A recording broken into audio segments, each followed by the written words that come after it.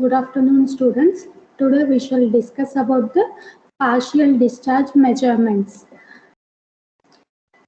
Earlier, the testing of insulators was based on the insulation resistance measurements and dissipation factor measurements and breakdown test. Okay. Before, Earlier, the testing of insulators was based on what? Insulation resistance measurements, dissipation factor, and breakdown test. Okay, whatever you take equipment, we will test based on equipment. Okay, for machines some other test will be there, for other electronic devices so some other test will be there.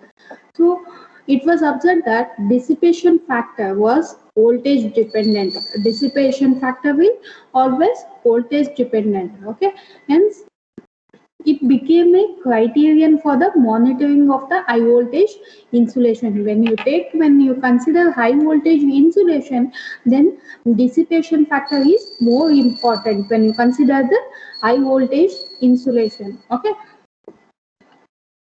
It was found that weak points in an insulation like voids, cracks and other imperfections leads to internal and intermittent discharges in the insulation. By investigation, okay, when they have researched on that insulation topic, it was found that they are saying that weak points in insulation like voids, cracks and other imperfection, what it will lead, it will lead to internal or intermittent discharges in the insulation. These imperfections being small, if it is small, they will not give more importance for that. Okay, they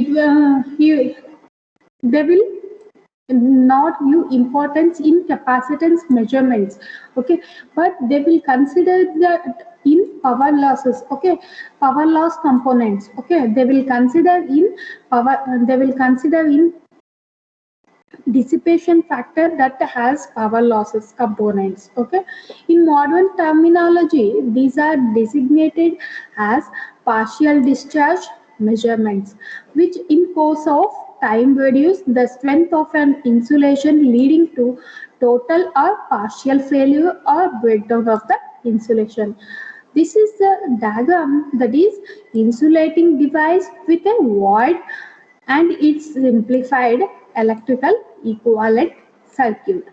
B is the voltage across the void CA. Okay. Next, if the site of the partial discharge measurements can be located inside an equipment like in power cable or transformer, what it will happen? It gives valuable information to the insulation engineer. Okay, they are saying that if the site of the partial discharge measurements can be located inside the equipment, okay, inside equipment like a power cable or transformer, it will give information to the insulation engineer about what, about the reasons of greater stress and imperfections in the fabrication. Okay, next, electrical insulation with imperfections or voids leading to partial discharge measurements that can be represented by an equivalent circuit, that is, this is the equivalent circuit of that CA, that is nothing but capacitance of the void acting as a spark gap. CB is a capacitance of the remaining series insulation with the void. TC is a remaining part of the discharge free insulation of the test object. We will consider a capacitor, that is in CA, CB, okay, CC. Next, when the voltage across the capacitor is raised or increased, critical value is reached across the capacitor CA. When you apply when the voltage is rise, okay, when the voltage across the capacitor is, when voltage across the capacitor, okay, when voltage across the capacitor is rise a critical value, if it reach a critical value, then A critical value is reached across the capacitor Ca and a discharge occurs through capacitor. Okay, it will become a short circuited. This is represented by the closure of switch. Generally, Ca is less than Cb, Cb is less than Cc. A charge Ag silver which was present in the capacitor Ca flows through Cb and Cc. It will giving rise to a voltage pulse across the capacitor Cc. Okay, a charge will be there. A charge which was present in the capacitor, what it will do? It will flow through the Cb and also Cc, and that will rise to a voltage pulse across the capacitor Cc. A measure of the voltage pulse across the capacitor, a measure across the voltage pulse across the capacitor, it will give the some amount of discharge quality. Okay, this measurement is difficult in practice. Okay, this measurement is difficult in practice, and an apparent charge measurement across a detecting impedance is usually made. Next topic is discharge detection using straight detectors. Discharge detection using straight detectors. The circuit arrangement you can observe here. This is the circuit arrangement for straight discharge detection circuit. Okay. HV testing transformer. One is a HV testing transformer. Two is a filter. Three is a band pass filter. Okay, 3 is a band pass filter. 4 is a amplifier. 5 is a display unit. And CX is a sample or test piece. CC is a coupling condenser. You can observe here CX. Okay. Next, CC, ZM. Okay. ZM is a detector impedance. Vk is a calibrating pulse. Vk is a calibrating pulse, and Ck is a calibrating capacitor, and Qk is a calibrator charge. Okay. The high voltage transformer shown is free from internal discharges, which we have shown in diagram, that is free from internal discharges. A resonant filter. A resonant filter we have used why? To prevent any pulses starting from the capacitance of the windings and bushing of the transformer. Okay, resonant filter is used to prevent any pulses starting from the capacitance of the windings and bushings of the transformer. Cx is a test object. Cc is the coupling capacitor. Zm is a detection impedance. Okay, signal developed across the impedance. You can observe signal developed across the impedance. Okay, is passed through a band pass filter. Okay, it is passed through a band pass filter. This signal will be passed through the tree, that is band pass filter. Next, and amplifier also. 4 is the, and also it will pass here amplifier. Next, it will display on CRO. Okay, they are saying signal will be developed across the impedance. It is developed across the impedance, and it is passed through the band pass filter and amplifier and displayed on CRO or counted by pulse counter multi-channel analyzer unit. Okay, this is what discharge detection using straight detectors. In this, the discharge pattern displayed on the CRO. Discharge pattern, okay. Discharge pattern displayed on the CRO screen of a partial discharge measurements detector with an elliptical display is shown. The sinusoidal voltage and the corresponding ellipse pattern of the discharge, that is they are given in the figure. Okay, you can observe here. Okay, this is what partial discharge patterns. Okay, first is a elliptic sweep display. Okay, this is what the pattern. Next, corona discharge in point plane configuration and discharge in voids in the insulation, discharges in voids bound on one side with insulation and another side is by conductor. Okay,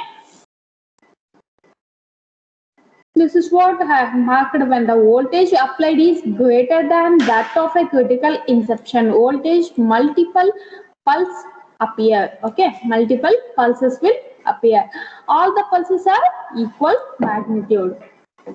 A typical discharge pattern in cavities inside the insulation that is shown in the figure. This pattern of discharge appears on the quadrants of the ellipse which corresponding to the test voltage rising from 0 to maximum, either positive or negatively. You can observe the figure here. Either positive discharge pulse or negative discharge pulse or positive discharge pulse. Okay. For here also same. Okay. The discharge usually start near the peak of the test voltage. They are saying that the discharge will usually start near the peak of the test voltage but spread towards the zero value. As the test voltage is increased beyond the inception level, the number and the magnitude of the discharges on both positive and negative cycles are approximately same. Okay, it will appear the number and magnitude of the discharge will be on both the positive and negative cycles. It will be same. Okay, a typical discharge pattern from a void bounded or I have already read about that. This is only okay. Discharges in void bound on one side with insulation, one side by conductor. Next, this pattern of discharge is common in insulated cables. When the discharge is made up of large number of pulses of small magnitude on the positive cycle and a much smaller number of large magnitude pulses on the negative cycle. This pattern of discharge is common in insulated cables. When the discharge is made up of large number of pulses of small magnitude and on the positive cycle and much smaller number of large magnitude. Okay, one thing you need to remember, this pattern when it is common in insulated cables when the discharge is made up of large number of pulses. Okay, large number of pulses of small magnitude on the positive cycles. Okay, and a much smaller number of large magnitude. For negative off cycle, large magnitude, small number. For positive off cycle, large number, small magnitude. Okay, this is what the pattern of discharge is common in insulated cables. When means that is what you need to remember. Okay. In the narrow band detection scheme, ZM is a parallel LC circuit tuned to 500 kilohertz. Next, the band pass filter has a bandwidth of about plus or minus 10 kilohertz. The pulses after amplification are displayed in elliptical time base of CRO and the resolution for the pulses is about 35 per quadrant. In the wideband detection scheme, that is ZM, is an RC network connected to a double tuned transformer. The bandwidth is about 250 kilohertz with a center frequency about 150 to 200 kilohertz. A wideband amplifier is used. The signal is displayed on the CRO as in the previous case. The resolution is about 200 pulses per quadrant. You can observe here the pulses in this case that is 35 per quadrant. In this case 200 pulses per quadrant. Okay. With the tuned narrow band detectors, the partial discharge measurements can be detected with a sensitivity less than 1 picocoulomb for test piece capacitance of 100 picofarad. Test pieces with capacitance in the range of 100 picofarad to 0.1 picofarad can be tested with the wideband detector samples up to 250 microfarad capacitance can be tested. Okay, here test pieces with capacitance in the range of 100 picofarad to 0.1 picofarad can be tested with the wide band detector samples up to 250 microfarad capacitance. Sensitivity of the measurement varies from 0.005 picocoulomb at 6 picofarad sample capacitance to about 15 picofarad at a sample capacitance of 250 microfarad. Okay, and this is 15 picocoulomb at a sample capacitance of 250 microfarad. Next topic is balanced detection method. In the straight detection method, the external disturbance are not fully rejected. In the straight detection method, the external disturbance will be there that are not fully rejected. The filter is used to block the noise source may not be effective. The sharing bridge employed for tan delta measurements is sometimes used. In this method, the test object is not grounded. You can observe this is the sharing bridge. Okay, balanced detector using sharing bridge. This is the difference. Okay, you can observe these parts. This is similar. Okay, when you compare with this is similar. Okay, only changes here, this side and this side. Okay. D is a power frequency detector. This is a differential detector. Okay. 1 is a filter band pass, that is 2 is an amplifier, 3 is a display unit, CRO or counter. The bridges are tuned and balanced at 50 Hz. They are saying that bridges are tuned and also balanced at 50 Hz. A filter is used. Filter is used for what? Filter is used across the detector terminals to block the 50 Hz components present. Okay, here they are using to block the 50 Hz components. Okay, signals in the range from 5 to 10 kilohertz are allowed to pass through the filter and amplified. Okay, a signal will pass here. The filter, what happens here? Filter will block the 50 Hz component. It will allow the signal, that is range is 5 to 50 kilohertz. It should be, then only it will allow and it will pass through the filter and it will amplified. Okay, the CRO gives the display of the pulse pattern. Any external interference from outside is balanced out and only internally generated pulses are detected. Okay, here external interference from outside is balanced out, only internally generated pulses are detected. In the modified scheme, another test sample called dummy sample is used in the place of standard capacitor. The capacitance and tan delta of the dummy sample are made approximately equal but need not to be equal. They are saying that the capacitance and tan delta of the dummy sample are made approximately, okay, but not required. Okay, need not to be equal, approximately. Okay, the disadvantage is that if two discharge occur in both the samples, okay, both the samples simultaneously, they cancel out, but this is very rare. Okay, the main advantage of the second method is its capacity for better rejection of external noise and use of the wide frequency band with better resolution of the individual pulses. Okay.